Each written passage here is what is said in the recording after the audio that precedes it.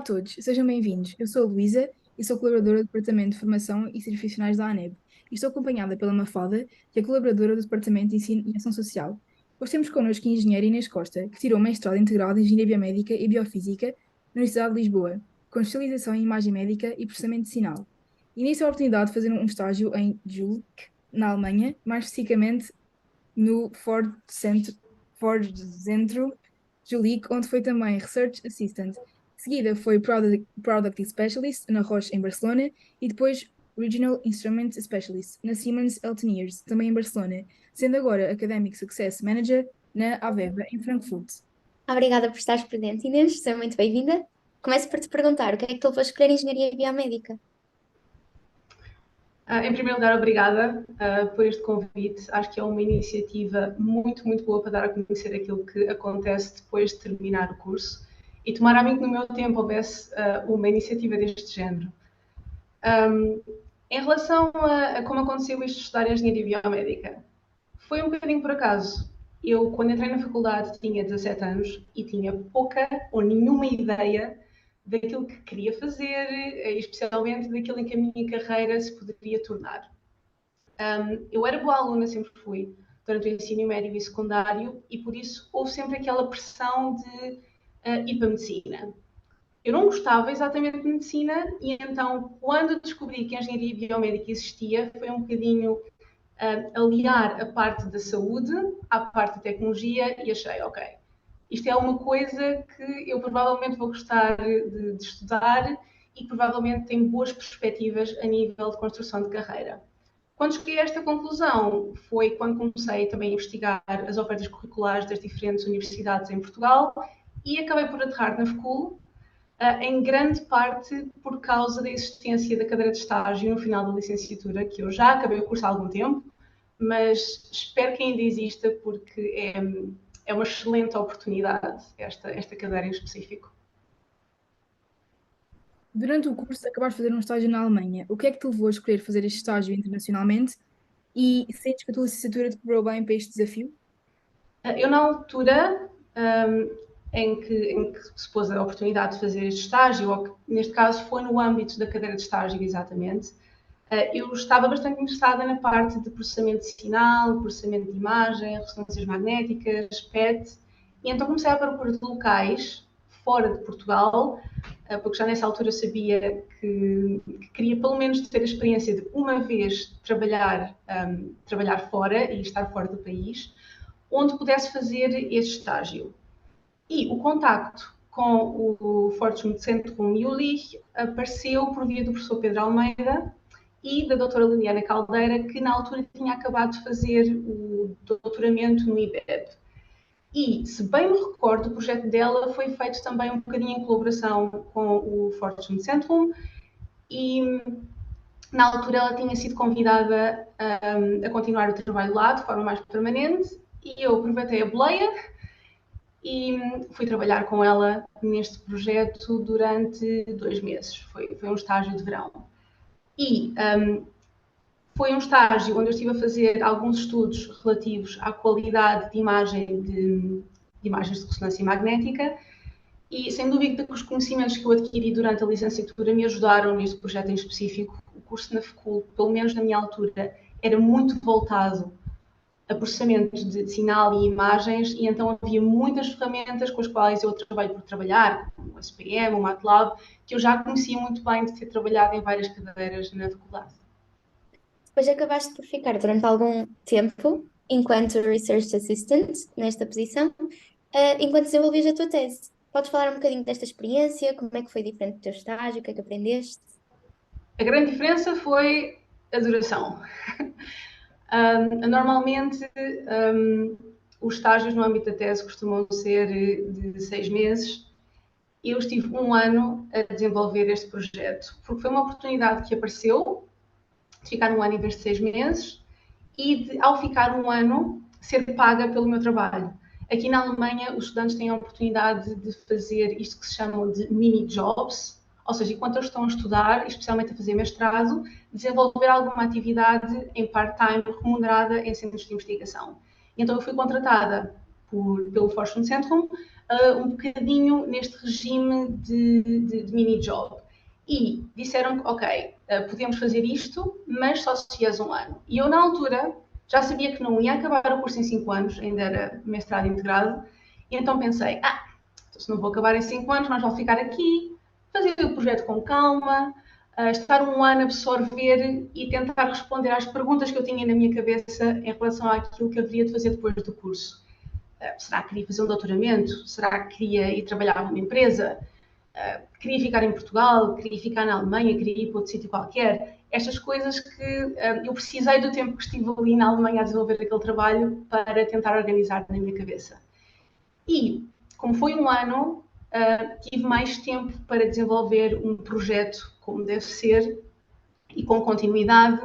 E o que fiz durante a minha tese foi, eu estava a investigar algoritmos de parametrização de imagens de PET, feitas com o marcador FET, para tentar encontrar um algoritmo que permitisse, na reconstrução das imagens parametrizadas, distinguir diferentes níveis de tumores cerebrais, especificamente de gliomas, e tentar, só olhando para a imagem, ter uma ideia de que tipo de glioma é que o paciente tinha, sem ter que fazer uma biópsia. Esse era o objetivo do trabalho.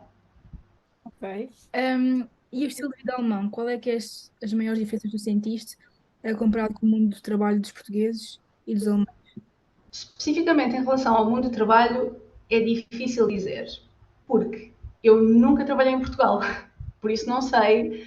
Sei aquilo que me dizem, obviamente, família e amigos das realidades que vivem, mas para o bem ou para o mal, eu nunca trabalhei em Portugal.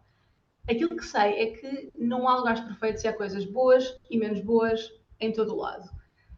Isto é algo que se sabe bem, é que os alemães são mais fechados que os portugueses. É muito mais difícil fazer amigos aqui do que em Portugal. Não só pelo próprio feitio deles, são um bocadinho mais reservados, mas também pela barreira linguística, porque ainda que todos eles falem inglês relativamente bem, especialmente numa cidade estudantil, como era Aachen, onde eu vivi, ou aqui em Frankfurt, onde há imensos estrangeiros e toda a gente fala inglês, é sempre difícil, quando se trata de comunicação a um nível pessoal e de amizade, estar a fazer esta comunicação numa língua que é a tua segunda ou terceira língua. Vai ser mais complicado, vai ser desconfortável, e eu nisto sei do que falo porque é a realidade em que eu vivo e em que tenho vivido. Mas há exceções, e é possível fazer amigos na Alemanha. Há outras coisas que, esta se é uma coisa menos boa, há outras coisas que eu aprecio muito neles. Uma delas é o estilo de comunicação. Os alemães são muito mais frontais, muito mais diretos aos assuntos do que os portugueses, o que eu aprecio bastante. São muito ativos. Faz-se muito desporto aqui. Faça chuva ou faça sol, é sempre possível ver alguém a correr na rua, a andar de bicicleta, a ir para a montanha, a fazer escalada, é muito popular aqui. E eu acho que a nível profissional, aqui há muito mais atenção pelo balanço entre trabalho e vida pessoal, em comparação com Portugal. Uma coisa curiosa, que eu acho que nunca ainda vi ninguém falar disto e eu ignorava completamente, até vir para a Alemanha, foi a reação deles aos nossos nomes. Os portugueses têm geralmente 3, 4, 5 e às vezes mais nomes, certo? Isso é uma coisa super estranha aqui. Eles só têm o primeiro nome e o último nome. E é uma dor de cabeça preencher qualquer tipo de formulário aqui na Alemanha, porque todos os formulários são feitos para primeiro nome e depois um espacinho para um apelido. E essa parte é um bocadinho diferente. A gente fica muito surpresa quando eu digo que tenho 4 nomes. E digo já que em Espanha, o meu nome também foi um problema, porque lá usam-se 2 apelidos. Só que pela ordem diferente. Nós em Portugal pomos primeiro da mãe, depois o do pai, e em Espanha põem primeiro do pai e depois o da mãe. Ou seja, eu passei 4 anos que vivi em Espanha a ser Inês Monteiro em vez de ser Inês Costa. A minha mãe super contente, o meu pai nem por isso. Depois de 2 anos então, na Alemanha, como disseste, foste para a Espanha e então estiveste a trabalhar para a Roche enquanto Product Specialist em Barcelona. E como é que surgiu esta oportunidade? Eu, quando acabei o contrato em Julis, sabia 2 coisas. Que não queria fazer um doutoramento e que não queria voltar para Portugal. Então o que eu fiz foi, eu tive que voltar a Portugal tempo suficiente para acabar a tese e para entregar, mas comecei imediatamente à procura de oportunidades fora e encontrei esta posição na Roche, procurando diretamente no site da empresa, onde, sorte a minha, eles estavam à procura de alguém que falasse português nativo e que fosse engenheiro biomédico. E, ou seja, o trabalho que tu desempenhaste na Roche foi um bocadinho diferente do que tu desempenhaste na Alemanha, e até da tua área de estudo um pouco. O que é que esta mudança te ensinou e o que é que achas que ganhaste em termos de aptidões assim nesta mudança? É assim, em termos gerais e na minha experiência, qualquer trabalho que se desenvolva no ambiente empresarial vai ser muito diferente daquele que se desenvolve na academia, com exceção, provavelmente, de Research and Development.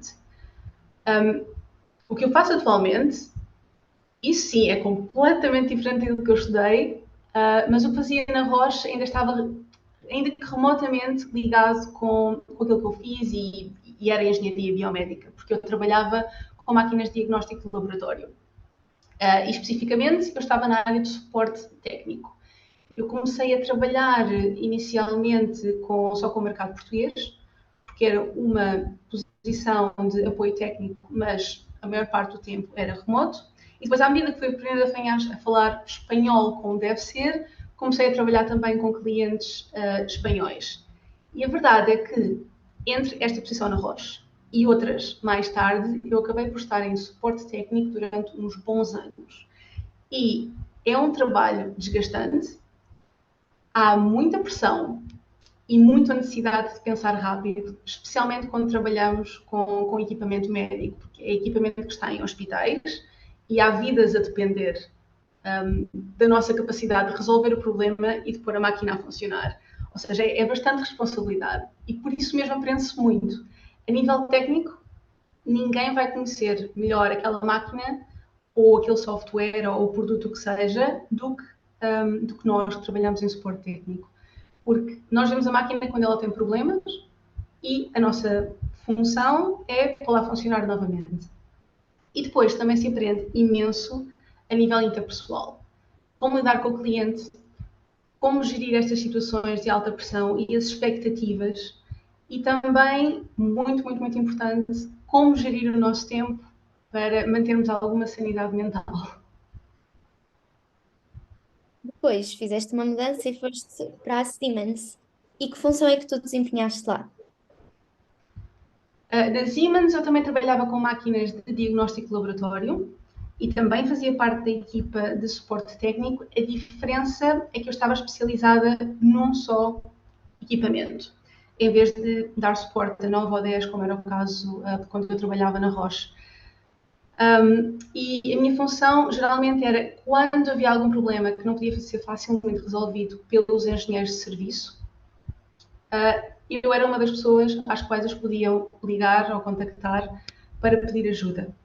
E isso significa também que era uma posição mais global, porque eu ajudava engenheiros na área da Europa, Médio Oriente e África. A maior parte do tempo também era remoto, mas também houve ocasiões onde eu cheguei a acompanhar instalações ou a deslocar-me diretamente a clientes quando o problema era mesmo complicado e requeria uma intervenção direta.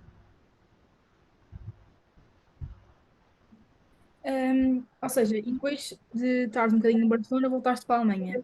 Porquê é que decidiste voltar e, e porquê, ou seja, quando foste de Espanha, porquê é que não voltaste a considerar Portugal? Porquê é que quiseste sempre ir para outro país, e neste caso voltar à Alemanha?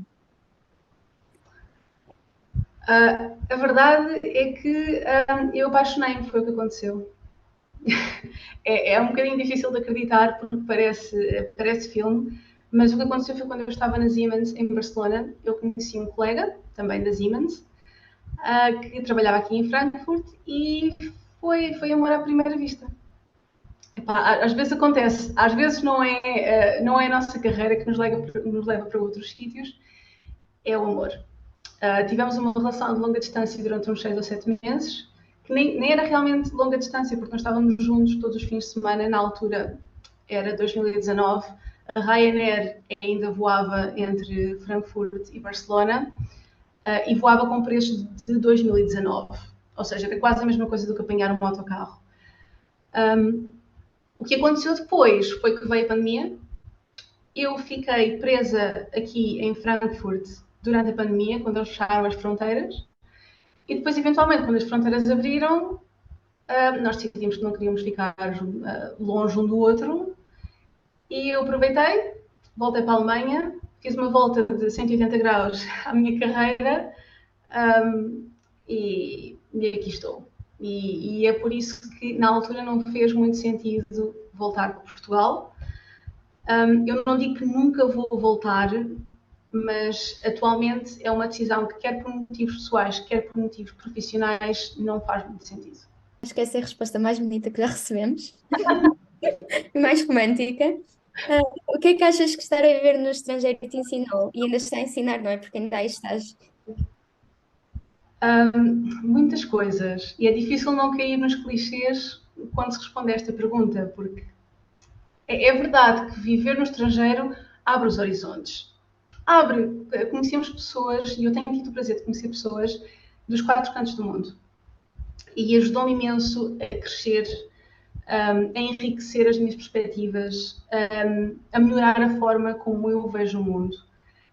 Mas, além disso, a nível pessoal, e eu sei que isto é uma coisa muito pessoal que depende de pessoa para pessoa, atenção, mas para mim, de cada vez que eu mudei de cidade, de cada vez que eu mudei de país, especialmente quando o fiz sozinha, houve uma sensação de liberdade indescritível.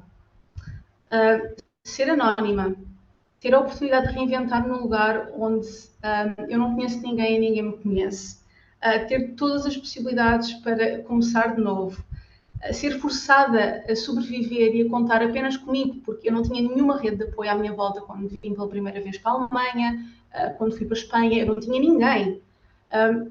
E, no fundo, ser capaz de fazer isto, viver no estrangeiro sozinha, ajudou-me a descobrir qualidades e capacidades que eu não sabia que tinha e tirou-me o medo de arriscar e ir para a frente. Mas é claro, para mim, até agora, tem sido tudo muito bem.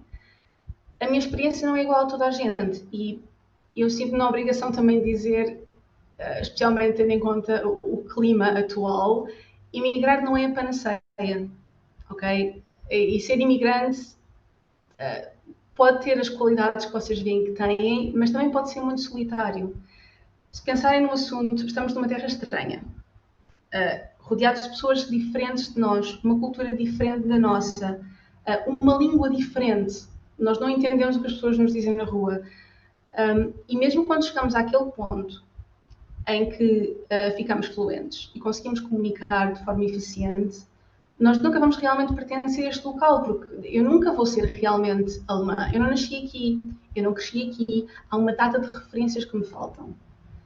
E ao mesmo tempo, quando eu vou visitar os meus pais a Portugal, Portugal já não é casa.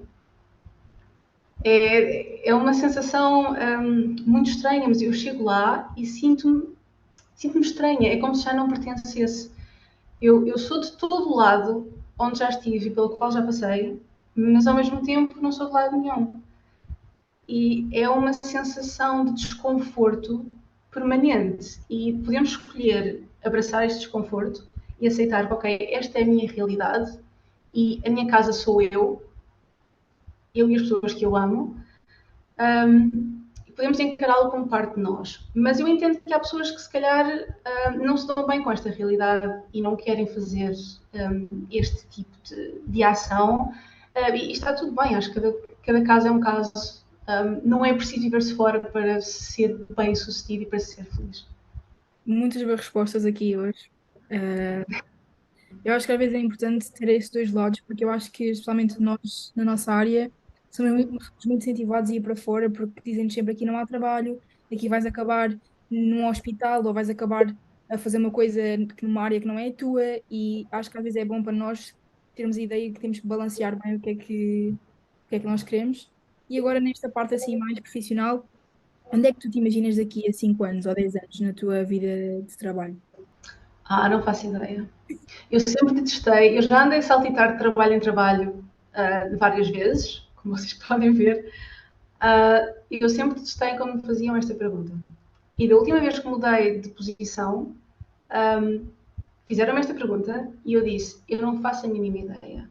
Se me tivessem feito exatamente a mesma questão há 4 anos, antes de eu conhecer o meu marido, eu tinha dito que, não, eu vou continuar aqui em Barcelona, então, estou aqui tão bem, o meu trabalho é tão bom. Nós nunca sabemos o que é que a vida nos atira e que tipo de malabarismos é que nós temos que fazer. Às vezes há oportunidades que surgem sem nós contarmos, e às vezes há planos que nós fazemos que vão por água abaixo. Se há algo que eu aprendi é desenrascar. No fundo, eu prefiro lidar com aquilo que vai aparecendo e tomar as decisões uma a uma do que estar a fazer grandes planos para aquilo que eu quero daqui a 5 anos. O que eu quero é ser feliz. O que vier em termos de carreira vem e eu tenho a certeza que tenho a capacidade de lidar com isso e de aproveitar as oportunidades. Eu acho que ao longo da entrevista já nos foste dando vários ótimos conselhos, mas se pudesse dar assim um final para alguém que queiras ter um percurso mais internacional como o teu, qual é que era o conselho que tu davas? O conselho que eu dou foi aquele que a minha mãe me deu há muitos anos atrás, que foi: o não está sempre garantido. Mesmo que vocês vejam uma posição, uma oportunidade que parece que está muito para além das vossas capacidades, não interessa, arrisquem, vão sem medos. Mesmo que não se sintam preparados, não interessa, porque se vocês estiverem à procura do momento em que se vão sentir preparados, vocês nunca vão. É ir e lidar com as consequências depois. E se correr mal, porque às vezes corre mal, se não gostarem daquilo que estão a fazer, se não gostarem do sítio que estão, se chegarem à conclusão que, ok, este percurso não é aquilo que eu quero para a minha vida, mudem, recomecem, voltem atrás. Às vezes mais vale dar um passo atrás para avançar 2 passos à frente do que estar ali, como, não sei, preso numa ideia, numa expectativa que fizeram para nós. Não vale a pena. É arriscar e se não tiverem mal, e se tiverem mal, mudem-se, porque não vale a pena, não vale a pena. E isto também é uma coisa que eu tive que aprender. Não interessa o percurso das outras pessoas, vocês têm o vosso próprio percurso. E não se comparem com o que os outros estão a fazer, fizeram ou vão fazer. Vivam a vossa vida e não se deixem deitar abaixo por aquilo que as outras pessoas estão a fazer e que vocês acham que não conseguem, porque vocês conseguem. Inês, muito obrigada mais uma vez pela tua amabilidade em estar aqui presente e dar o teu testemunho. Foi um prazer ouvir-te, ouvir os teus conselhos, as tuas experiências e tenho a certeza que inspiraste aqueles que estão lá em casa porque nos inspiraste a nós. E quem nos está a ver lá em casa, resta-nos agradecer por nos terem acompanhado ao longo deste percurso tão interessante e vemo-nos para a próxima.